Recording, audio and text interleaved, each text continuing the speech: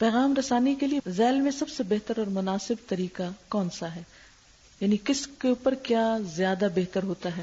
کچھ لوگ ہوتے ہیں ان کو خط لکھا جائے وہ بہت خوش ہوتے ہیں، کسی کو فون کر دیا جائے تو وہ زیادہ اچھا محسوس کرتے ہیں، کچھ لوگ میری طرح کے بہت مصروف ہوتے ہیں، وہ چاہتے ہیں کہ ان کو فیکس کر دیا جائے بجائے فون کرنے کے، تاکہ لکھا ہوا میسج جلدی پہنچ جائے۔ اسی طرح ای میل یا ملاقات، آپ خود دیکھ سکتے ہیں کہ کس سے کس لیول پر کس طریقے سے بات کرنی ہے۔ کیا ایک سے زیادہ ذرائع کے استعمال کی ضرورت ہے؟ بعض اوقات خط پوسٹ ہو رہا ہے لیکن فیکس جلدی بھیج دیا، بعض اوقات ریمائنڈر کے طور پر آپ بعد میں ای میل کر دیتے ہیں۔ کیا آپ سمجھتے ہیں کہ فون کافی نہیں بلکہ مجھے خط بھی لکھنا ہے؟ کیونکہ بعض اوقات ہوتا ہے کہ فون پہ ہم میسج دے دیتے ہیں، اگلا بالکل بھول جاتا ہے، اور خصوصاً موبائل فون پر آپ رستے میں ہیں، کسی نے آپ کو فون کیا اور آپ کے پاس میسج لکھنے کی چیز نہیں۔ اب کیا ہوا، اس وقت تو آپ نے وعدہ کر لیا ہاں ہاں بالکل ہو جائے گا، اور جب تک آپ گھر پہنچے آپ کو بالکل بھول گیا۔ میرے ساتھ کئی دفعہ ایسے ہو جاتا ہے، میں لوگوں کو معذرت کرتی رہتی ہوں ساتھ ساتھ، دیکھو میں راستے میں ہوں، میں وعدہ نہیں کر سکتی، تو مجھے فیکس کر دو، لکھ کے بھیجو۔ لیکن لوگ کتراتے ہیں اس سے، وہ کہتے ہیں جان چھوٹے، بس کہہ دیا ہمارا فرض اترا، اگلا جو چاہے کرے، اب ہو یا نہ ہو۔ تو جس نے واقعی کام کروانا ہو وہ مؤثر طریقہ، یہ کتاب یہی ہے نا، مؤثر ابلاغ کیا ہے، کون سا ایسا طریقہ ہے جس سے واقعی میسج کنوے ہو جائے گا۔ پیغام رسانی کے دیگر متبادلات کیا ہو سکتے ہیں؟ اجتماعات میں بات کہہ دی جائے، باقاعدہ لیکچر یا ورکشاپ میں یا کسی ورکشاپ کی کلاس کی صورت میں ان سے بات لکھوائی جائے۔ نمبر 2، عقلی طریقے سے بات پیش کی جائے یا نقلی طریقے سے؟ عقلی ہوتا ہے لاجک اور نقلی ہوتا ہے روایت، ریلیٹ کرنا کوئی بات۔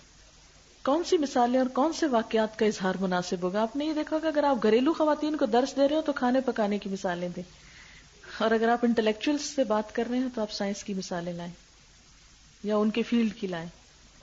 کس کس بات کا اعادہ اور کہاں کہاں تکرار کی ضرورت ہے؟ کون سی بات ریپیٹ کرنی ہے آپ نے؟ یہ جاننا بہت ضروری ہے، کیونکہ بعض لوگ ایک بات سن لیتے ہیں اور آپ دیکھتے ہیں کہ کنوے نہیں ہوئی کیونکہ ان کی آنکھیں بتا رہی ہیں ان کو سمجھ نہیں آئی، آپ پھر کیا کریں گے؟ تھوڑی دیر بعد پھر اس بات کو کریں گے تاکہ بات کنوے ہو جائے۔ اصل غرض سامنے رہے نا کہ بات پہنچانی ہے، پھر اللہ تعالیٰ باقی چیزیں آپ کے لیے آسان کر دیں گے۔ وقت، موقع، محل اور ماحول کا انتخاب، مقام اور جگہ کا انتخاب آپ کی مرضی اور منشا کے مطابق ہو، جگہ آرام دہ اور صاف ستھری ہو، جگہ آپ کے پیغام کے ابلاغ کے لیے عین مناسب ہو۔ ذرا غور کیجئے، صبح کے وقت کوہ صفا کا انتخاب کیوں کیا گیا؟ بنی ہاشم کو اپنے گھر پر کھانے کی دعوت کیوں دی گئی؟ کبھی خفیہ اور کبھی علانیہ دعوت کیوں دی گئی؟ کبھی میلوں اور بازاروں کا انتخاب کیوں کیا گیا؟ چائے خانوں، ریستورانوں، چوپالوں اور بیٹھکوں میں کیا قباحت ہے نا؟ مختلف جگہ سیرت پڑھی ہوگی آپ نے کہ مختلف جگہ پر آپ صلی اللہ علیہ وسلم پیغام دیتے تھے مختلف طریقے سے۔ حسب ضرورت جدید سمعی اور بصری معاونات ایڈز یعنی audio video, computer, CDs وغیرہ کا استعمال، board, flip chart, loudspeaker, OHP وغیرہ، OHP اوور ہیڈ پروجیکٹر کا استعمال۔ نشستوں کی ترتیب موضوع ترین ہو۔ کیا یہ پیغام دیہات میں دیا جا رہا ہے؟ غور کیجئے پیغام کہاں دیا جا رہا ہے، دیہات میں، چھوٹے شہر میں یا بڑے میں؟ مبلغ پیغام رساں کی شخصیت اور کردار۔ نمبر 1، کیا آپ باعلم ہیں؟ یعنی بعض اوقات لوگ درس دینے کے بہت شوقین ہوتے ہیں مگر ان کے پاس علم نہیں ہوتا، اس سے بھی بات پھر افیکٹو نہیں ہوتی۔ بعض چیزوں کو بہت بڑھا چڑھا کے بیان کرتے ہیں کہ سننے والے ڈر جاتے ہیں، بعض چیزوں کو اگنور کر دیتے ہیں کہ وہ لوگوں کی ضرورت ہوتے ہیں اور وہ ان کے اوپر بات ہی نہیں کرتے، تو وہ علم کی کمی کی وجہ سے ایسا عموماً ہوتا ہے۔ کیا آپ باعمل ہیں؟ کیونکہ جتنا کوئی باعمل ہوگا اس کی بات اتنی مؤثر ہوگی۔ مؤثر ابلاغ میں عمل بہت ضروری ہے۔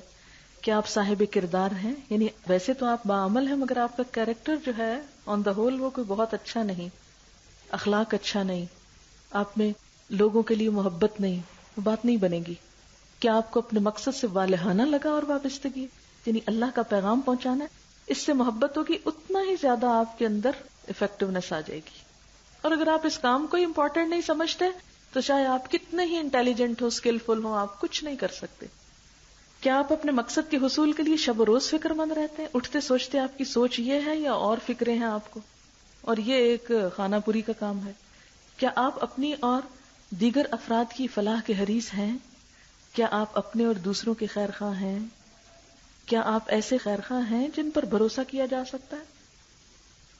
ذرا جو ہے نا زال سے ہونا چاہیے، ٹھیک کر لیجئے۔ ذرا داعی اعظم محمد صلی اللہ علیہ وسلم کی صفات ملاحظہ کیجئے، فکر مندی، لعلک باخع نفسک الا یکونوا مؤمنین، فلاں کے حریص، عزیز علیہ ما عنتم حریص علیکم بالمؤمنین رؤوف الرحیم، خیر خواہی، ابلغکم رسالات ربی وانصح لکم، امانت، ابلغکم رسالات ربی وانا لکم ناصح امین۔ جب تک یہ چیزیں نہیں آئیں گی اس وقت تک افیکٹو بات نہیں کر سکیں گے آپ۔ انسانی تعلقات کا فن، کیا آپ دعوت میں حکمت اور خوشگوار نصیحت کے فن سے آشنا ہیں کہ لائٹ گفتگو ہو آپ کی، ہنسی مذاق بھی ہو جائے بیچ میں اور لوگوں سے ایک رابطہ رہے؟ کیا آپ خوشگوار بحث و تکرار کا ہنر جانتے ہیں؟ بعض اوقات لوگ آپ کے اوپر یکایک یلغار کر دیتے، اٹیک کر دیتے، آپ ایسے، آپ ویسے، آپ یہ کیوں نہیں کرتے، وہ کیوں نہیں کرتے، تو اس میں آپ اس کو بہت لائٹلی لیں، آپ ہنستے جائیں، مسکراتے جائیں، اس کو بہت سیریس نہ لیں۔ میرے ساتھ کئی دفعہ ایسے ہوا ہے کہ بھری مجلس میں ایک شخص نے اٹھ کے بدتمیزی شروع کر دی، لیکن میں نے اس کو بالکل اگنور کیا، ہنس کے، اچھا کوئی بات نہیں، ٹھیک ہے، چلیے آپ بیٹھ جائیے، تھوڑی دیر میں آپ کی بات سن لیتے ہیں۔ بہت لائٹلی لیا اس کو۔ اس کا نتیجہ کیا ہوا کہ باقی مجلس پرسکون رہی، ورنہ کیا ہوگا کہ وہ درس کی مجلس میدان جنگ میں بدل جائے گی، اور شیطان تو چاہتا ہی یہ ہے۔ تو کہیں بھی ایسی گڑبڑ ہو، اسے شیطان کا وار سمجھے۔ میرے ساتھ بہت دفعہ ایسا ہوا ہے کہ میرے بچے بیچ میں آ کے انٹرپٹ کرتے ہیں۔ ہشام تقریباً الہدا شروع ہونے کے کوئی مہینہ بعد پیدا ہوا تھا، تو اب یہ ہے کہ جو ہی اس نے ہوش سنبھالا، اور میں تقریباً ساتھ ہی رہی، ہاسٹل بھی بیچ میں بھی بیچ میں، کلاس بھی بیچ میں۔ اب ہوتا یہ تھا کہ میں پڑھا رہی ہوں، بیچ میں آ گیا، آ کے گود میں گھس کے بیٹھ گیا، کبھی میرا دوپٹہ کھینچنے لگ گیا، کبھی میرے منہ پہ ہاتھ رکھنے لگ گیا، جب دودھ پیتا تو کہتا تھا دودھ پلاؤ۔ اب اس وقت میں اریٹیٹ ہوں، چلو یہاں سے بھاگ جاؤ، ڈانٹوں ڈپٹوں، اس کا نقصان کیا ہوگا کہ بچہ جو ہے وہ ہمیشہ کے لیے دین سے بدزن ہو جائے گا، انکانشیسلی وہ کیا ہوگا، خوف زدہ ہو جائے گا دین کے نام سے۔ تو میں کیا کرتی تھی، اس کو اٹھا کے تھوڑی دیر گود میں بٹھا لیتی تھی، پھر وہ خود ہی تنگ آ جاتا تھا، یہ بیٹھنے کی جگہ خود چلا جاتا تھا۔ اب بھی کرتا ہے، آ کے پین چھیڑ لیا، کچھ کر لیا۔ ایک دن میں بیٹھی ہوئی تھی کلاس میں، تو چھٹی کا دن تھا، مجھے خبر ہی نہیں، تو وارئر ڈریس پہن کے آ کے ساری کلاس میں گھوم رہا۔ میں نے دیکھا کہ لڑکیاں ادھر ادھر کیوں دیکھ رہی ہیں، تو پتا چلا کہ وہ گھوم رہا ہے بیچ میں۔ اب اس وقت غصہ تو آتا ہے بہت، بعضوں کو بہت سنجیدہ گفتگو چل رہی ہوتی۔ اچھا، اس وقت میری تینوں بیٹیاں وہاں میرے ساتھ ہوتی ہیں کلاس میں، جو کچھ پڑھ رہی ہیں وہ صبح شام پڑھتی ہیں، لیکن قرآن کی کلاس ساتھ اٹینڈ کر رہی ہیں۔ اب کیا کرتی، اس کے پیٹ میں درد شروع ہو گئی، وہ میری کرسی کے پیچھے آ کے لیٹ جاتی ہے، جب میں پڑھا رہی ہوتی ہوں ادھر سے میری ٹانگ کھینچ لیتی ہے، ماما درد ہو رہی ہے، درد ہو رہی ہے۔ بہت غصہ آتا ہے کہ اس وقت ہی درد ہونی ہے، لیکن مجھے پتہ ہے شیطان کا وار ہے۔ ایسی سب چیزوں کو بہت حوصلے سے برداشت کر کے اپنا کام کرتے چلے جائیں۔ ایک روز ایسا ہوا کہ میری بیٹی کا پیپر تھا، اور اس کو یہ یاد نہیں تھا کہ اس کا پیپر صبح ہے یا شام ہے۔ پیپر صبح تھا اور اس نے کہا شام ہے۔ میں پڑھا رہی تھی، کلاس میں تھی، تو دوسری بیٹی پیچھے سے آ کے چٹ رکھتی، ماما اس کا پیپر مس ہو گیا ہے۔ میں نے کہا اب جو ہونا تھا ہو گیا، ختم۔ میں پڑھاتی رہی۔ وہ ایک انگریزی کا محاورہ ہے، اول تو دودھ گرنے نہ دو، اور گر جائے تو بھول جاؤ۔ جب دودھ ابل رہا ہوتا ہے اس وقت تو بیٹھ جاتے ہیں، گپ شپ لگاتے ہیں، اور جب گر جاتے ہیں چیخنے چلانے لگتے ہیں۔ وہی ماحول ایک بدترین ماحول بن جاتا ہے، وہی جو چند لمحے پہلے خوش گپیاں ہو رہی ہیں وہی چیخنا چلانا شروع ہو گیا۔ بات یہ ہے کہ دودھ گرنے نہ دو، لیکن گر گیا تو اب بھول جاؤ، اس لیے کہ وہ دوبارہ چولہے سے اٹھا کے آپ اس میں نہیں ڈال سکتے، اب گیا ختم، بھولو اب اس کو، ورنہ اس کا غصہ لیے پھرو گے سب بچوں کو ڈانٹ ڈپٹ، تو کیا فائدہ، کچھ فائدہ نہیں اب۔ تو میری ایک اسٹوڈنٹ جو اس کے ساتھ رہتی ہے، عموماً اس کو پڑھاتی رہتی ہے اور بتاتی رہتی ہے، تو وہ کہتی ہے کہ میڈم کیسے پڑھایا، میرے دماغ میں دھماکے ہو رہے تھے اور آپ مزے سے تفسیر کیے جا رہی تھی، کسی کو پتہ نہیں چلا کہ کیا ہوا۔ میں نے کہا تو اب جو ہو گیا اس کا کیا ہو سکتا ہے، آپ اس کو واپس نہیں لا سکتے، وہ تو ٹائم گزر گیا، ختم بس۔ اچھا، بعض اوقات کیا ہوتا ہے، ایک دفعہ میں پڑھا رہی تھی تو میری ایک بہت پیاری اسٹوڈنٹ تھی عالیہ، اس کی ڈیتھ کا میسج مجھے ملا عین پڑھانے کے بیچ میں۔ بہت مشکل تھا میرا اپنے جذبات پہ قابو رکھنا، لیکن میں پڑھاتی گئی، پڑھا چکی تھی، پھر اس کے بعد میں نے اس کو ڈسکس کیا۔ بہت دفعہ ایسے ہوتا ہے کہ آپ درس دے رہے ہیں، کوئی آ کے کہتا ہے وہ آپ کے گھر میں یہ ہو گیا، پیچھے سے ایسا خوفناک میسج آئے گا کہ آپ سب بھول جائیں گے۔ تو ایسے تمام مواقع پر سارے حاضرین کو نہیں ڈسٹرب کرنا، اور ان کو بتانے کی بھی ضرورت نہیں اپنے پرسنل پرابلمز، کہ آپ بیٹھو، آپ جانو، ہم جا رہے ہیں، ہمارا تو یہ ہو گیا۔ ایک روز میں کلاس میں تھی تو ایک خاتون آئی، ایسے دیکھیں جیسے کوئی بہت خوفناک خبر سنانے والی، تو میں دیکھتی رہی ان کو، بڑی مشکل سے انہوں نے صبر کیا۔ جو ہی میں نے بات ختم کی تو مجھے کہتی ہیں آپ کے بیٹے کا ایکسیڈنٹ ہو گیا۔ میں نے کہا کیا ہوا ہے؟ کہتے کچھ پتا نہیں کیا ہوا ہے، بہت بڑی چوٹ ہے ہسپتال میں. میں نے کہا چلو کوئی نہیں، کوئی ہے اس کے ساتھ؟ ہے. میں نے کہا بس ٹھیک ہے، کام ختم ہو گیا، میں آ رہی ہوں. جب میں گئی، اس کا خاصا چوٹ تھی، اس کے ٹانکے لگے، ابھی تک نشان ہے. لیکن یہ ہے کہ اگر میں وہاں پر چیخنا چلانا شروع ہو جائے، ہائے ہائے میرے بیٹے کو یہ ہو گیا فلانا، یہ جذباتیت جو ہوتی ہے یہ دین کے کام کو سخت نقصان دیتی ہے. حکمت احسان، ادعو الی سبیل ربک بالحکمت والموعظۃ الحسنہ. تو حکمت میں یہ سب چیزیں آتی ہیں جو ابھی میں نے آپ سے ذکر کی ہیں، کہ جب آپ پیغام دے رہے ہو، چاہے آپ درس میں ہو، چاہے میٹنگ میں ہو، چاہے کسی کا مسئلہ سن رہے ہو، تو اس وقت حکمت. والموعظۃ الحسنہ وجادلہم باللتی ہی احسن. اپنے رب کے راستے کی طرف دعوت دو حکمت اور عمدہ نصیحت کے ساتھ، اور لوگوں سے مباحثہ کرو ایسے طریقے پر جو بہترین ہو. کیا آپ انکساری اور تواضع سے کام لیتے؟ کیا آپ کو اپنے جذبات پر کنٹرول ہے؟ کیا آپ اپنے غصے پہ قابو پا سکتے ہیں؟ کیا آپ کی رائے سے اختلاف کرنے والوں کو گوارا کر سکتے ہیں؟ کیونکہ بعض اوقات یہ ہوتا ہے کہ آپ درس دے رہے ہوتے ہیں تو کوئی اٹھ کے کھڑا ہو کے کہتا ہے یہ غلط بتایا آپ نے، ہم نے تو یوں پڑھا ہے. تو اس وقت آپ کو برداشت کرنا چاہیے. کوئی بات نہیں، اگر آپ نے کچھ اور پڑھا تو ایک آیت کے کئی معنی بھی ہو سکتے ہیں. ٹھیک ہے، آپ صحیح کہہ رہے ہیں، اس کو کنٹراڈکٹ کر کے بحث کرنے کی ضرورت نہیں، کوئی بات نہیں. جب تک آپ اختلاف برداشت نہیں کر سکتے، کام نہیں کر سکتے. تم بدی کو اس نیکی سے رفع کرو جو بہترین ہو، تم دیکھو گے تمہارے ساتھ جس کی عداوت تھی وہ جگری دوست بن گیا. کیا آپ کھلے دل سے دوسرے کی اچھائیوں کی تعریف کر سکتے ہیں؟ یہ بہت اہم نقطہ ہے. کوئی اچھا کام کرے، چاہے آپ کا دشمن اچھا کام کرے، اس کو بھی آپ نے اپریشیٹ کرنا ہے. کوئی آپ کو گالیاں دے، لیکن اگر وہ اچھا کام کرتا ہے آپ نے اس کی تعریف کرنی ہے. یہ جیتنے کا راز ہے. واقع افک پر اللہ تعالیٰ کا جو رد عمل ہے، اگر آپ سورۃ نور کھولیں تو میں کل دیکھ رہی تھی کہ 10 آیتوں میں 5 دفعہ آتا ہے لولا، کیوں نہ ایسا ہوا، یہ کیوں نہ کیا، یہ کیوں نہ کیا، یہ کیوں نہ کیا، مسلمانوں کو تو ایسا کرنا چاہیے تھا، ایسا. اللہ تعالیٰ کا ریئیکشن اتنا شدید ہے، اتنی زبردست ڈانٹ ہے مسلمانوں کے لیے کہ اتنا بڑا واقعہ اگر تم لوگوں نے کس طرح ریئیکٹ کیا. لیکن آپ دیکھیں کہ حضور صلی اللہ علیہ وسلم کتنے صبر کے ساتھ رہے 1 مہینہ بھر. حضرت عائشہ کیا کیا انہوں نے.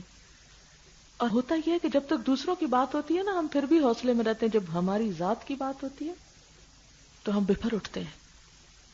بعض اوقات ایسا ہوتا ہے کہ جیسے میرے ہی اسٹوڈنٹس ہیں نا، تو ان کو کچھ لوگ مل جاتے ہیں اور وہ ان کو انسسٹ کرتے ہیں تمہاری استاد غلط پڑھاتی ہے، انہوں نے اس آیت کی تفسیر غلط کی ہے، وہ یہاں سے غلط ہے، وہ یہاں سے غلط ہے. اچھا، مجھے بھی ایسے لوگوں کا کنوے ہوتا رہتا ہے فلاں میرے بارے میں کیا کہہ رہا ہے، کیونکہ اسٹوڈنٹ کو جب کوئی ستاتا ہے یا بات کرتا ہے تو اسٹوڈنٹس کے دل میں ایک محبت ہوتی ہے نا استاد کی. پھر ان سے برداشت نہیں ہو تو وہ آ کے کہتے ہیں کہ فلاں شخص تو آپ کے بارے میں یہ کہتا اور آپ ہمیں کہتی ہیں اس کی کتاب پڑھو اور اس کے ساتھ اچھا سلوک کرو. ہاں، ہمیں ایسا ہی کرنا ہے، اس لیے کہ ہمیں نہیں کسی سے نفرت کرنی. اگر کوئی کر رہا ہے نا، اس کو اس کا اجر اور جزا اللہ کے ہاں مل جائے گی. ہمیں نہیں ریئیکٹ کرنا، کوئی بات نہیں، ہو سکتا ہے اسے مس انڈرسٹینڈنگ ہوئی ہو. اور بعض اوقات ایسے لوگ آپ پہ تنقید کرتے ہیں جنہوں نے زندگی میں ایک دفعہ آپ سے بات نہ کی ہو، آپ کا ایک درس نہ سنا ہو، آپ کے پاس کبھی آئے نہ ہو، آپ کی شکل نہ دیکھی ہو. تو ایسی باتیں سن کے بہت ریئیکٹیو نہیں ہونا، ریئیکشنری نہیں ہونا. ٹھیک ہے، ہر ایک اپنے کیے کی جزا پائے گا. ابھی یہ جو لفظ لکھا ہوا تھا کہ گفتگو کا حساب ہوتا ہے، گفتگو حساب سے کر. کوئی بھی آپ پر ایسی تنقید کھلے عام کرتا ہے، کرنے دیں، شاید اسی کی وجہ سے ہماری غلطیاں معاف ہو جائیں. وہ اپنے نیکیاں ہم کو بھیج رہا ہے، کوئی بات نہیں، بھیج دے، خوشی سے قبول کریں گے. جب کوئی آپ کو برا کہتا ہے تو دراصل کیا کر رہا ہوتا ہے، اپنی نیکیاں آپ کو بھیجتا ہے. خوشی سے لے، خوشی سے نہیں لیں گے نیکیاں، آپ کو کمانی بھی نہیں پڑی، ایسے ہی مفت میں آ گئی، آنے دے. بعض اوقات توقع رکھتے ہیں کہ ہم ان کی مرضی کا جواب دیں جب ہم کہتے ہیں ہم کو نہیں پتا. امام مالک کے ساتھ ایسا ہی ہوا تھا، شاید آپ نے واقعہ سنا ہو کہ ایک شخص بہت دور سے آئے بڑی تعریف سن کے کہ بڑے عالم ہیں. انہوں نے ہر بات کا کہا لا ادری، میں نہیں جانتا. اتنے غصے میں آ گیا کہ یہ کیسے آپ کہتے ہیں کہ میں نہیں جانتا. تو آپ دیکھیں کہ غلط بتانے سے بہتر ہے کہ اللہ کے ہاں انسان سرخرو اور کہ میں نہیں جانتا. کیا آپ کھلے دل سے دوسروں کی اچھائیوں کی تعریف کر سکتے ہیں؟ تو یاد رکھیے اپنے دشمنوں کی بھی آپ نے تعریف کرنی ہے اگر ان میں کوئی اچھائی ہے. کیا آپ تنقید خندہ پیشانی سے برداشت کر سکتے ہیں؟ مثلا آپ ہوں اور آپ کا مقصد کیا ہے کہ کہ اس کو مسلمان کرنا ہے تو آپ کبھی بھی ایسی بات نہیں کر سکتے. آپ اس کی سن کے برداشت کر کے کیا کہیں گے؟ اچھا چلیں ٹھیک ہے. آپ نے واقعہ پڑھا ہوگا نا کہ عبد القادر جیلانی اپنے شاگردوں کے ساتھ بیٹھے ہوئے تھے تو ان کو اطلاع ملی کہ ان کا جہاز ڈوب گیا. بہت بڑے تاجر تھے. تو انہوں نے کہا الحمدللہ. دوسرے دن کسی نے آ کے کہا نہیں وہ اطلاع غلط تھی, وہ جہاز نہیں ڈوبا. تو انہوں نے کہا الحمدللہ. تو لوگوں نے کہا کل بھی آپ نے الحمدللہ کہا تھا, آج بھی. تو انہوں نے کہا کہ کل اس پہ کہا تھا, آج اس پہ کہا ہے. تو وہ بھی اللہ کا فیصلہ تھا, یہ بھی اللہ کا فیصلہ ہے. تو میں نے اپنے دل کو ٹٹولا کہ دونوں حالتوں پہ دل ایک جیسا تھا. تو دین اصل میں دل بدلتا ہے. اگر دل نہیں بدلا نا تو کچھ نہیں فائدہ. اور دل کی وسعت بڑی ضروری, تب آپ دین کا کام کر سکتے ہیں. کیا آپ میں دوسروں کو سننے کی صلاحیت موجود ہے؟ کیونکہ بعض لوگ بات نہیں سنتے, صرف سناتے ہیں. اس سے بڑا نقصان ہوتا ہے. جب آپ نے کسی کی سنی نہیں, آپ کو سمجھ ہی نہیں آئی دوسرا کیا کہہ رہا ہے, آپ نے کسی کا سوال سمجھا ہی نہیں اور آپ کوئی اور ایک کہانی سنانے لگ گئے. کیا آپ ایسی نصیحت کر سکتے ہیں جو دل میں اتر جائے؟ پیغام رساں کی اپنی کیفیت اور حیثیت آپ کو معلوم ہونا چاہیے, آپ کیا کہنا چاہتے ہیں. یہ بہت خوبصورت بات لکھی ہے انہوں نے کہ جو آپ میسج دے رہے ہیں اس کے بارے میں آپ کا اپنا یقین کیسا ہے. اگر خود ہی کانفیڈنٹ نہیں آپ تو آپ دوسروں کو بھی کچھ نہیں دے سکتے. کیا آپ خود مطمئن ہیں؟ کیا آپ سامعین کو اپنے ساتھ لے کر چل سکتے ہیں؟ کیا ان کو مطمئن کر سکتے ہیں؟ کیا آپ متعلقہ سوالات کے جواب دینے کے لیے تیار ہیں؟ انداز. کیا آپ کا لباس, آپ کی داڑھی, آپ کی ٹوپی, آپ کے بال, آپ کا حلیہ آپ کی دعوت سے ہم آہنگ ہے؟ یہ بہت اچھی بات ہے. کہی عام طور پر مبلغین اس کی طرف توجہ نہیں کرتے. وہ کہتے ہیں سادگی ہونی چاہیے, اور سادگی میں کپڑے بھی استری نہیں کریں گے. تو اب جو لوگ خود کپڑے استری کیے بیٹھے ہیں وہ اس کو کیسے گوارا کریں گے کہ جس کے کپڑوں پہ شکنے. کیا آپ کی حرکات و سکنات, آپ کے کھڑے ہونے یا بیٹھنے کا انداز آپ کے پیغام سے مناسبت رکھتا ہے؟ مثلا آپ پڑھ رہے ہیں قرآن آیت اور آپ ہل جل رہے ہیں جیسے کوئی گانا گا رہا ہو. کیا آپ کا سامعین سے نظری رابطہ ہے؟ اچھا کئی لوگ درس دیتے نا تو وہ نیچے ہی دیکھتے رہتے ہیں یا ادھر ادھر دیکھتے ہیں, سامعین سے نظریں چراتے ہیں. نہیں, لوگوں کی آنکھ میں آنکھ ڈال کر بات کریں, کیونکہ نگاہوں سے بہت سی بات کنوے ہوتی ہے. دیکھنا بھی ایک فن ہے. اور اس کا مجھے ایک دن اندازہ ہوا, میں ایک کام کے سلسلے میں کسی آفس میں گئی تو ریسپشن پہ ایک خاتون بیٹھی ہوئی تھی جو بالکل بے حجاب تھی اور پنک کلر کے انہوں نے کپڑے پہنے ہوئے تھے, رنگ ان کا سفید تھا, بہت خوبصورت خاتون تھی, ریسپشنسٹ تھی. جو ہی میں اندر داخل ہوئی تو میں نے دیکھا ان کو نا, ایک لمحے کے لیے صرف ان کی اور میری نظر ٹکرائی. اس کے بعد اس نے اپنے فون پر دیکھا اور منہ بھی دوسری طرف رکھا, میری طرف نہیں دیکھا. لیکن معلوم نہیں کہ ہوا کیا. میں جب اندر آئی اپنا کام کر رہی تھی اور کافی دیر گزری, نماز کا وقت ہوا, میں نماز پڑھنے ہی لگی تو انہوں نے دیکھا کہ وہ جن سے ہم ملنے کے لیے گئے تھے وہ نکل گئے ہیں, میرے ہسبینڈ بھی ساتھ تھے, یہ بھی چلے گئے ہیں. تو فوراً آئی, آ کے تو مجھے کہتی ہے کہ آپ ڈاکٹر فرحت ہیں؟ میں نے کہا جی. کہتی ہے کہ آپ کی آنکھ میں اتنی شائن تھی کہ میں ہل گئی اور میں نے سوچا کہ میں آپ سے ضرور ملوں گی. آپ میرے لیے دعا کریں اللہ تعالیٰ مجھے بھی دین کی طرف لائے. بہت اس نے اصرار کیا اور کہا 6 بجے تک میری جاب ہوتی ہے اس آفس میں درس پہ نہیں آ سکتی, سیٹرڈے کو بھی 1 بجے چھٹی ہوتی ہے, میں کیا کروں, مجھے سیکھنا ہے کچھ. سچی بات ہے مجھے نہیں کچھ دین کا پتا. مغرب کی نماز ہوئی تو میں نے کہا کہ قبلہ کس طرف ہے, تو وہ باہر پوچھنے کے لیے گئی. مسلمان لڑکی جو اس آفس میں 6 بجے شام تک کام کرتی ہے, اس کو نہیں پتا تھا قبلہ کس طرف ہے اس بلڈنگ میں. پھر خیر اس نے ایڈریس وغیرہ لیا سب کچھ. تو میں نے کہا آپ نے مجھے کیسے پہچانا؟ کہتی ٹیلی ویژن پہ ایک دفعہ دیکھا تھا آپ کو, تو میں نے آپ کے سٹائل سے آپ کو پہچان لیا. تو میں حیران ہوگی, میں نے کہا کہ صرف ایک لمحے بھر کے لیے ایک انٹریکشن ہوا اور اس کے بعد اس نے دیکھا نہیں مجھے. لیکن یہ ہوتا ہے کہ جہاں کوئی برائی کر رہا ہو نا تو نگاہ سے بھی سبق سکھا سکتے ہیں آپ. آدمیوں سے تو بچانے کا حکم ہے نا, کل المومنات یغضضن من ابصارہن. یہ وضاحت اس لیے کر رہی ہوں کہ ہمارا تو ظاہر فیلڈ خواتین ہی ہے, تو اس میں اسی طرح جیسے میں پڑھا رہی ہوتی تو کلاس میں بعض اوقات ڈسٹربنس ہوتی ہے تو میں زبان سے کم کچھ کہتی ہوں, صرف گھورنا شروع کر دیتی ہوں, صرف خاموشی ہو جاتی. تو یہ بہت ضروری ہوتا ہے. لیکن میں نے اکثر دیندار طبقے کو دیکھا ہے, خصوصاً جو جامعات سے بچیاں پڑھتی ہیں, کہ وہ نگاہ نہیں ملاتی اللہ کی بندیاں. یعنی ان سے بات کرنے میں بعض اوقات کوفت ہونے لگتی ہے دین پڑھی ہوئی بچیوں سے کہ وہ نیچے دیکھ کے بات کرتی ہیں. ٹھیک ہے بڑے کے سامنے آپ ادب احترام سے بات کیجئے, دیکھنے میں بھی ادب احترام ہو سکتا ہے, نہ کہ نیچے دیکھنے میں ہی ادب احترام. تو اس سے دوسرے کو بہت کوفت ہوتی ہے سننے والے کو. نگاہ مرد مومن سے بدل جاتی ہیں تقدیریں, جو ہو ذوق یقین پیدا تو کٹ جاتی ہیں زنجیریں. کیا آپ کو اپنے جذبات کے اظہار پر قابو ہے؟ بعض اوقات لوگ ٹی وی پہ بات کرنے لگتے ہیں نا درس کے دوران، اتنے جذباتی ہو جاتے ہیں. ٹیلی ویژن پہ یہ فحاشی آ رہی ہے، یہ خرابی آ رہی ہے. آپ جتنے جذباتی ہوں گے نا تو لوگ جذبات میں آپ کے کھو جائیں گے اور جو اصل بات ہوتی ہے وہ بھول جائیں گے. لہٰذا صرف جذبات نہ ابھاریں، سوچ دیں، سوچ بدلیں. کیا آپ کی گفتگو میں لچک پائی جاتی ہے؟ یعنی اگر یہ نہیں تو بس کچھ نہیں، میرا تو یہی نظریہ ہے. اس طرح نہیں بات کرنی. انہیں کہا کہ میرے علم کی حد تک تو یہی ہے، آپ اپنا دیکھ لیجئے. کیا آپ کی قوت فیصلہ آپ سے بر وقت مناسب اور برجستہ جواب دلواتی ہے؟ کیا آپ حاضر جواب ہیں؟ کیا آپ کی نظریں ایک جانب رہتی ہیں؟ کیا آپ کی نگاہیں ہمیشہ اپنے نوٹس یا اپنی کتاب پر تو نہیں رہتی؟ یہ بڑے کام کی بات ہے. بعض لوگ صرف بک ریڈنگ کرتے ہیں درس دیتے ہوئے، اس سے نہیں بات بنتی. اب اس وقت بھی جیسے کتاب ہی پڑھی جا رہی ہے نا، آپ بھی پڑھ رہی ہیں، میں بھی پڑھ رہی ہوں، لیکن ہم ایک دوسرے کو بھی دیکھ رہے ہیں. تو ایون اگر کتاب سے بھی درس دینا ہو تو کمیونیکیشن افیکٹو کب ہوتا ہے؟ جب ایک دوسرے سے بھی لنک ہو. دوران پیشکش قابل لحاظ امور، سامعین کی ذہنی استعداد، انفرادی اختلافات اور نفسیات کا خیال رکھیے. لوگوں کے لیے آسانیاں پیدا کیجیے، بے جا مشقت میں نہ ڈالیے. پہلے ہی دن سارے دین کے تقاضے نہ ان کے سر پہ رکھ کے آئیے. حضرت معاذ کو حضور نے کیا فرمایا تھا؟ سب سے پہلے کیا کرنا ہے؟ کلمے کی دعوت. وہ ہو جائے تو نماز، وہ ہو جائے تو زکوٰۃ. Step by step. ایک دن میں ایک ہی بات کرنے کی کوشش کریں. یہ نہیں کہ ایک دن میں ساری باتیں، یہ بھی ہو وہ بھی ہو. اتنا ہجوم آپ لاد دیں لوگوں کے سر پہ کہ لوگ کہ دین تو بڑا مشکل ہے، ہم نہیں کر سکتے، ہم بڑے گناہ گار ہیں، ہم ایسے ٹھیک ہیں. اکثر لوگ درس سن کے یہی ری ایکشن کرتے ہیں نا کہ درس پہ جا کے ڈپریشن ہونے لگتا ہے. صرف یہ احساس ہوتا ہے ہم بڑے گناہ گار ہیں اور ہم کر نہیں کچھ سکیں گے. یہ نہیں آنا چاہیے دل میں.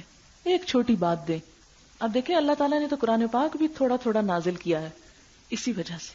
فراخی سے کام لو، مشکل میں نہ ڈالو، خوشخبری دے کر پر امید کرو، لوگوں کو متنفر نہ بناؤ.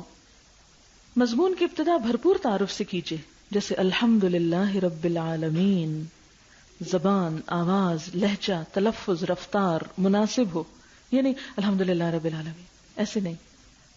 غور کیجیے کہ قرآن کو ٹھہر ٹھہر کر پڑھنے کا مطالبہ کیوں کیا گیا ہے. ورتل القرآن ترتیلا. سامعین سے نظری رابطہ رکھیے. سامعین کے لیے ناپسندیدہ امور پر گفتگو سے پرہیز کیجیے. مثلا بعض لوگ کیا کرتے ہیں، اس گاؤں میں بڑا شرک ہے، آج تو شرک پہ درس دینا ہے، ان کو سنا کے جانا ہے، پھر پتہ نہیں کبھی آئیں کہ نہ آئیں. اور وہ پیچھے کوستے رہیں، آپ کو گالیاں دیں. کیونکہ ہم کیا کرتے ہیں، وقتی مسائل حل کرنے کی کوشش کرتے، روٹس میں نہیں جاتے. اگر کسی درخت کے پتے گلے سڑے ہیں تو روٹس میں جا کے دیکھیں کہ درخت کو گھن تو نہیں لگا ہوا. اللہ کی محبت ڈال دیں، لوگ خود ہی متوجہ ہو جائیں گے، اس کی طرف چھٹ جائیں گے. باقی سب لگے بندھے طریقہ کار سے گریز کیجیے. نظری اور فلسفیانہ گفتگو سے پرہیز کیجیے. بعض لوگ بہت فلسفے بگاڑتے ہیں، آئیڈیالوجی کو بہت ڈسکس کرتے ہیں، لیکن عمل کی ایک بات نہیں کرتے. روزمرہ کے واقعات اور مشاہدات کو مناسب موقعوں پر استعمال کیجیے. چھوٹی چھوٹی مثالیں، کہانیاں، واقعات، اپنے ایکسپیرینس، دوسروں کے، لیکن اپنے بھی بہت زیادہ نہ بیان کیجیے. پھر لوگ کہتے ہیں کہ آپ تو شاید اپنی کہانی سنانے کو آئے. اصل چیز کیا ہے، خود کو نمایاں نہیں کرنا، میسج کنوے کرنا. ہاں، میسج کنوے کرنے میں اگر کوئی مثال اپنی دینی پڑے یا کسی اور کی تو کوئی حرج نہیں. روزمرہ کے واقعات و مشاہدات کو مناسب موقعوں پر استعمال کیجیے. زمین میں بہت سی نشانیاں ہیں یقین لانے والوں کے لیے اور خود تمہارے اپنے وجود میں بھی. سمیع و بصری آڈیو ویژول ایڈز کا استعمال کیجیے. کانوں کے علاوہ آنکھوں کو بھی مشغول رکھیے. وقت کا صحیح استعمال کیجیے. مقررہ وقت میں گفتگو مکمل کیجیے. بعض اوقات گھنٹے کا درس ہوتا ہے، 2 گھنٹے لوگ بٹھائے رکھتے ہیں. آدھا گھنٹہ دیر سے شروع کریں گے اور آدھا اوپر ٹائم لے لیں گے، اور لوگ دوبارہ کبھی نہیں آئیں گے کہ توبہ کرو. وہاں سے تو نکلنا ہی دوبر ہے. جس بات کے لیے سند ضروری ہو اس کا حوالہ دیجیے. ود ریفرنس بات کیجیے. آدمی کے جھوٹا ہونے کے لیے یہی کافی ہے کہ وہ ہر سنی سنائی بات لوگوں سے بیان کر دے. ہاں، وہ ایک جگہ میں نے سنا تھا پر پتہ نہیں یاد تو نہیں، لیکن ادھوری باتیں کم سے کم. آپ کے اور سامعین کے درمیان اعتماد کی فضا، خوشگوار ماحول برقرار رہنا ضروری ہے کہ لوگ اٹھے تو خوش جائیں، وہ سمجھے کہ کچھ پایا ہے ہم نے آج. یاد رکھیے آپ کا مقصد نظروں سے اوجھل نہ ہونے پائے کہ لوگوں کو اللہ سے جوڑنا ہے. سامعین کو اپنے ساتھ لے کر چلیے. سامعین کے رد عمل کا ٹھیک ٹھیک اندازہ کیجیے. نظری رابطے، آئی کانٹیکٹ کے ذریعے، چہرے کے تاثرات کے ذریعے سامعین کی جسمانی حرکات کے ذریعے، مثلاً آپ بول رہے ہیں اور لوگ گھڑی دیکھ رہے ہیں بار بار، تو آپ کو پہچاننا چاہیے کہ وہ جانا چاہتے ہیں، جانے دیں اب ان کو۔ ہاتھ پاؤں کی غیر ضروری جنبش اور بے آرامی اور بے چینی کے اظہار پر گہری نظر رکھیے کہ لوگ بے چین تو نہیں ہو رہے، تکلیف میں تو نہیں۔ بعض اوقات کوئی دھوپ میں بیٹھا ہوتا ہے وہ پریشان ہوتا ہے، آپ اس کے لیے چھاؤں کا انتظام کیجیے۔ کوئی بزرگ نیچے بیٹھ کے تکلیف میں ہے، بار بار سائڈ بدل رہا ہے، آپ اس کے لیے کرسی کا انتظام کیجیے، بیچ میں روک دیجیے تو کوئی حرج نہیں، تاکہ لوگوں کی توجہ برقرار رہے۔ سامعین کے رد عمل کا اندازہ کر کے اپنی بات میں مطلوبہ تبدیلی کر دیجیے۔ کیا سامعین آپ کے کہنے پر عمل کرتے ہیں یا نہیں؟ مثلا اگر آپ لوگوں کہتے ہیں آگے آ جائیے تو لوگ آتے ہیں کہ نہیں؟ کیا سامعین ہنسنے اور خوشی کے موقع پر ان کا اظہار کرتے ہیں کہ نہیں؟ آپ لطیفہ سنا رہے ہیں، لوگ سو رہے ہیں۔ سامعین کے زبانی سوال و جواب سے اندازہ کیجیے کہ وہ موقع کی مناسبت سے اظہار کر رہے ہیں یا نہیں، یعنی فیڈ بیک، یاد ہے پیچھے پڑ چکے ہیں۔ سوالات اور ان کے جوابات، خود سوال کر کے اس بات کو یقینی بنائیے کہ سامعین نے آپ کی بات کو اچھی طرح سمجھ لیا۔ حجۃ الوداع کے موقع پر حضور صلی اللہ علیہ وسلم نے یہی کچھ کیا تھا۔ الا یا امتا هل بلغت، 3 دفعہ آپ نے یہ فرمایا، اے میری امت کے لوگوں، کیا میں نے تمہیں دین کی تبلیغ کر دی؟ قالوا نعم نشهد انك قد بلغت واديت ونصحت، ہر مرتبہ سب نے یہی جواب دیا، ہم گواہی دیتے ہیں کہ آپ نے تبلیغ کر دی، آپ نے حق رسالت ادا کر دیا، آپ نے ہماری خیر خواہی میں کوئی کمی نہیں چھوڑی۔ قال باصبعه السبابہ يرفعها الى السماء وينكتها الى الناس، اس وقت آپ صلی اللہ علیہ وسلم نے اپنی کلمے کی انگلی سے آسمان کی طرف اشارہ کیا اور پھر لوگوں کی طرف جھکاتے ہوئے 3 مرتبہ فرمایا اللہم اشہد اللہم اشہد اللہم اشہد۔ کتنا افیکٹو ہوگا؟ ساتھ بول رہے ہیں، پہلے سوال کیا، پھر جواب لیا، پوری طرح لوگ الرٹ ہو گئے، اور پھر اس کے بعد اللہ کو گواہ بنایا، ہاتھ کا ایکشن بھی ساتھ شامل ہے۔ کتنا افیکٹو مؤثر ابلاغ ہے۔ مدرجہ بالا واقعے پہ غور کیجئے، خود سوال کیوں اٹھایا، 3 مرتبہ کیوں پوچھا، آسمان کی طرف انگلی کیوں اٹھائی، اللہ سے 3 مرتبہ گواہ بننے کے لیے کیوں کہا۔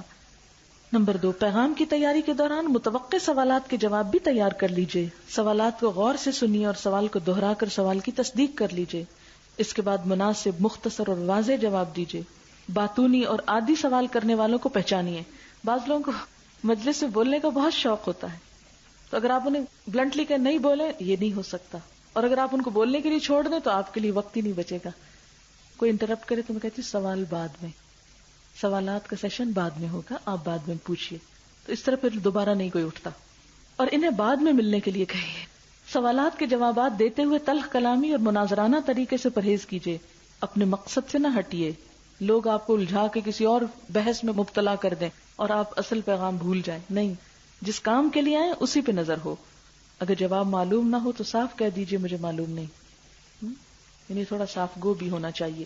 اچھا، مثلاً آج میں آئی تھی یہ کتاب پڑھانے کو، اب میں نے اس سے پہلے ایک تھوڑی سی تمہید باندھی، میں نے آتے ہی کتاب نہیں اٹھائی اور جان بوجھ کے نہیں اٹھائی، آپ سے تھوڑی سی انٹریکشن کی، گفتگو کی، اب وہ گفتگو میں تھوڑی دلچسپی پیدا ہونے لگی تو مجھے یہ ڈر پڑا کہ یہ کتاب رہ جائے گی، تو میں نے اس کو کٹ ڈاؤن کر کے کتاب اٹھا لی کہ آج میں نے یہ کرا کے جانا ہے، کیونکہ آپ کے اب دن تھوڑے ہیں تو پھر بات کب پہنچاؤں گی، تو آپ کے لیے آئندہ بہت بڑی ضرورت ہے۔ مجھے پتا تھا کتاب ہے آپ کے پاس، لیکن ہم کہاں پڑھتے ہیں، اور پڑھیں بھی تو پوری بات سمجھتے نہیں۔ پھر فیڈ بیک، جائزہ لیجئے کہ سامعین کی تفہیم پیغام کے بارے میں آپ کی کیا رائے ہے۔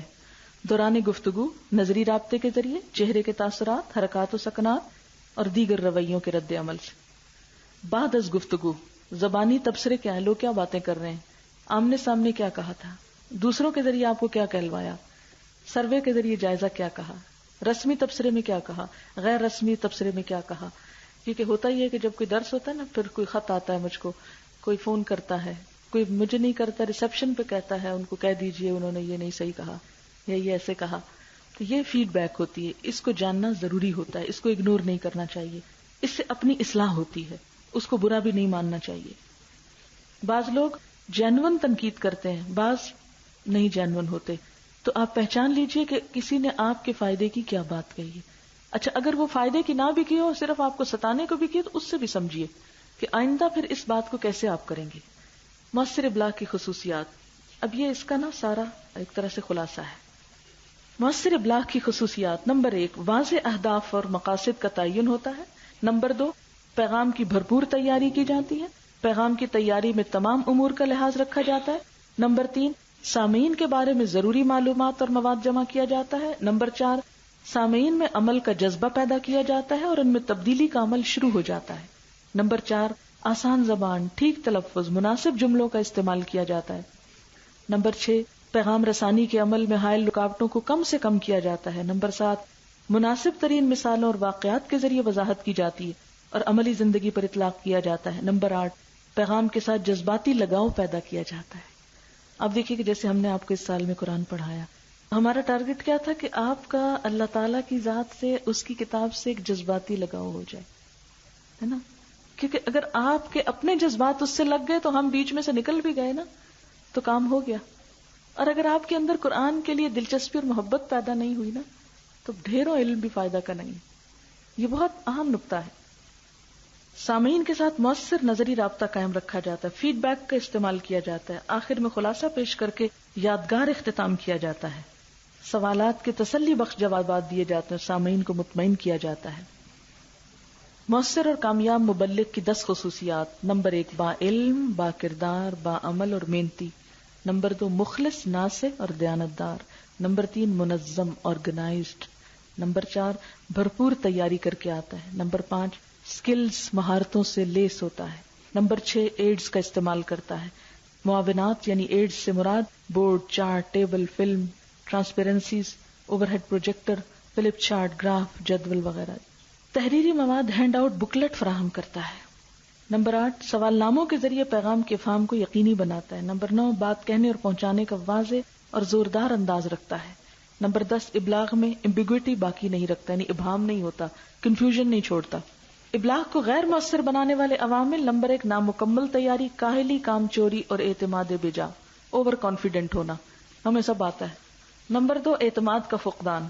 نمبر 3, بہت زیادہ مواد. یہ بڑی اہم بات لکھی ہے انہوں نے. بعض اوقات ہم درس تیار کرتے اتنا پڑھتے ہیں، اتنا کچھ جمع کر لیتے ہیں کہ 1 گھنٹے وہ ختم ہی نہیں ہو پاتا. اس کا کیا نقصان ہوتا ہے؟ تھک چکے ہوتے ہیں پڑھ پڑھ کے، اور جب پڑھانے لگتے ہیں تو لوگ سن کے تھک جاتے ہیں، اور لوگ جب گھر جاتے ہیں تو کوئی ایک بات نہیں ان کو سمجھ آتی کہ سارے اس میں سے لینا کیا ہے. ہم نے ایک بات لیجئے، 2 لیجئے، لیکن اس کو پھیلا لیجئے. یا بہت ہی کم مواد کے اس میں بس ادھر ادھر کی ویک باتیں اور کوئی کام کی بات نہ ہو. بے ربط پیغام سن کے درس یہ نہ سمجھ آیا کہ کس ٹاپک پہ بات تھی، آج ہوا کیا. سہولیات کا فقدان، لاؤڈ سپیکر، نشستیں، روشنی، ہوا وغیرہ، یعنی ایسے دم گھٹے ماحول میں بٹھایا لوگوں کو کہ لوگ پنکھا ہی جلتے رہے. ناخوشگوار ماحول، اتنا ٹریفک کا شور ہے باہر کے لوگوں کو آدھی بات ہی نہیں کان پڑی. دوران گفتگو سامعین کے تاثرات اور حرکات اور سکنات کی پرواہ نہ کرنا. وقت کا غیر مؤثر استعمال کرنا. غیر مؤثر استعمال کیسے ہوتا ہے وقت کا؟ لوگ اتنے تھک جائیں پہلے اور باتوں میں کہ درس کا وقت آئے تو ان کو نیند آ جائے. پھر غور سے نہ سننا، مشکل الفاظ، اصطلاحات اور تصورات کی تشریح نہ کرنا.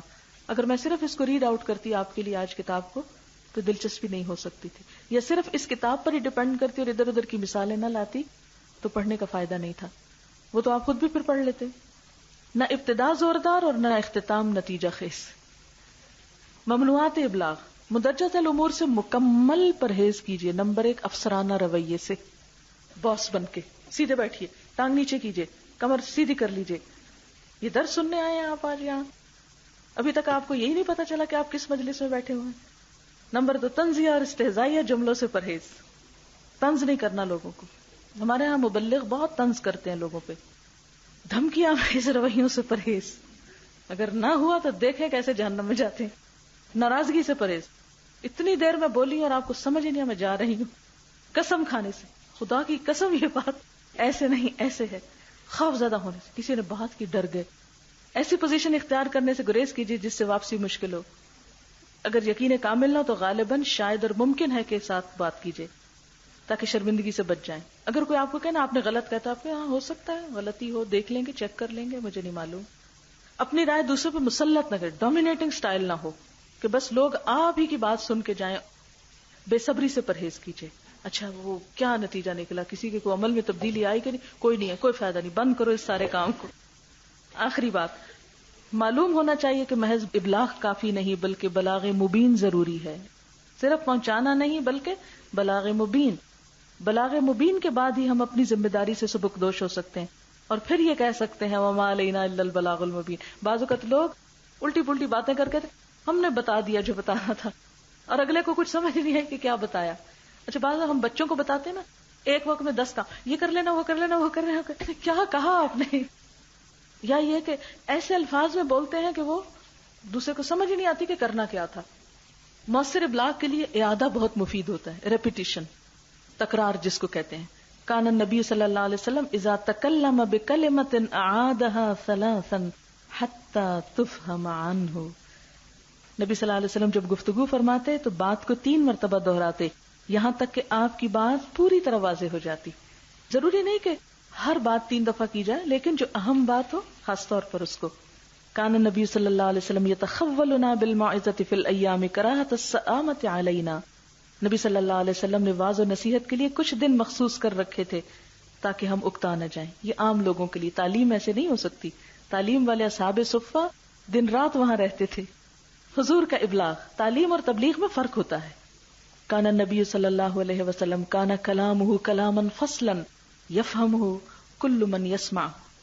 رسول اللہ صلی اللہ علیہ وسلم کی گفتگو ایسے واضح کلام پر مشتمل ہوتی جو بھی سنتا وہ پوری طرح سمجھ لیتا. اچھا جناب 1-2 منٹ ہیں صرف. آپ نے دیکھ لیا ہوگا انبیاء کا چارٹ.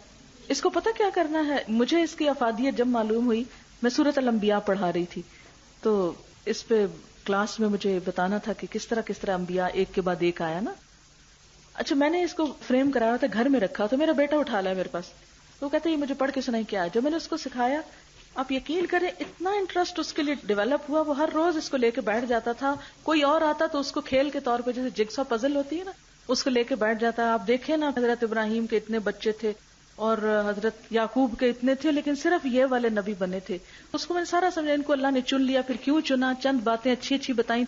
تو ایک تو یہ کہ آپ کو پڑھانے میں کام آئے گا، اور دوسرا یہ ہے کہ اس کو بچوں کو کھیل کے طور پر بھی آپ ان سے کھیل سکتے ہیں. اچھا یہ بتاؤ اس کے بعد کون آئے، انگلی رکھے، اچھا یہاں کون ہے، یہاں کون ہے، یہاں. تو انشاءاللہ تعالی چند دنوں میں انبیاء سے ایک محبت ڈیولپ ہو جاتی ہے بچوں کی. سبحانک اللہم و بحمدک نشہد ان لا الہ الا انت نستغفرک و نتوب الیک. والسلام علیکم و رحمۃ اللہ وبرکاتہ.